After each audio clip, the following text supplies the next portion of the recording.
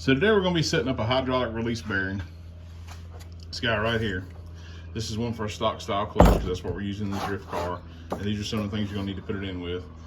This is the transmission that we repaired. You know, not the sexiest thing in the world, but it held up for a while. And let's be honest, this is a 3-speed Saginaw. We're going to break this transmission in the drift car. There's no doubt about it. It's going to happen. But just in the interest of getting it together and getting it going, you know, buddy of mine had this, had the broke ear. We snapped it up for not a whole lot of money, fixed the ear, and we're going to run it until it breaks, which probably won't be very long, but hey, we'll see. So I'm going to try to be as precise as I can, keep the video as short as I can, but yet still not skip any of the steps, because I hate it when you go to YouTube video to see how somebody does something and they skip some of the steps. But we're going to try to keep it as short as we can with all the steps. Okay, so basically now what we got to do is run to the car. We got to find the distance between those clutch fingers right there and the back side of that bell housing. And I'm going to use, not that. I'm going to use this guy right here to do it.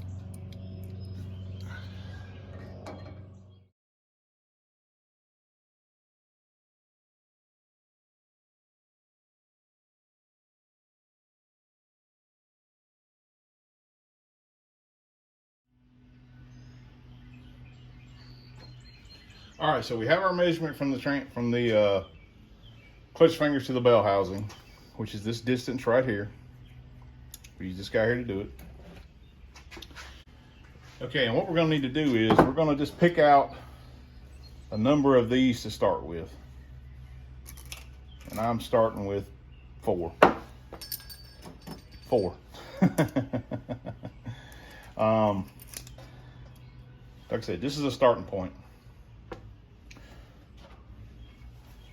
And so, oh, by the way, I've already taken this bolt out of the bearing retainer and replaced it with a stud. It's already torqued down, ready to go. And also, it's a good time to check the torque on the rest of those guys and make sure they're not about to fall out. All right, so we're gonna slide this on there. This has a little rubber O-ring on it. And you gotta make sure this release bearing is pushed all the way back. Okay. Okay, so now we take this guy here and we're going to measure from the release bearing face to where the bell housing will bolt up. Okay, so we're a little short there. That means that this release bearing is actually sticking out too far already. So we'll pull it back off. And by the way, be careful, because this is how this actuates. But if you pull it just by the bearing, it'll pull it apart. And there's an O-ring in there that if you happen to nick, you will have a very hard time finding another one. And by the way, there's another O-ring in there that kind of centers it, and I've got it lubed up a little bit, so. Yeah, this is just something you kind of got to take your time with. It's not that hard, but you want to do it once and be done with it.